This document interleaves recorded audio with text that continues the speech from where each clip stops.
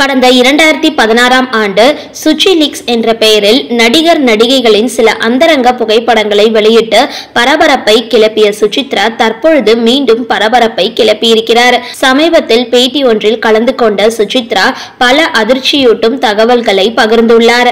அதில் அவர் சுச்சி லீக் நான் பண்ணவில்லை, முன்னாள் கணவர் கார்த்திக் குமார் தனுஷ் சேர்ந்துதான் அப்படி செய்துவிட்டனர், த்ரிஷாவே தானாகத்தான் போட்டோக்களை கொடுத்தார், இப்பொழுது ஐஸ்வர்யா ரஜினிகாந்த் இளம் நடிகரை திருமணம் செய்கிறார் என்றும் தனுஷ் மீனாவை திருமணம் செய்கிறார் என்ற செய்திகள் வந்து கொண்டு இருக்கிறது என்றும் சுசித்ரா தெரிவித்துள்ளார். இது தொடர்பாக பேசிய அந்தணன் தனுஷ் மீனா தொடர்பாக சுசித்ரா பேசியிருந்தார்.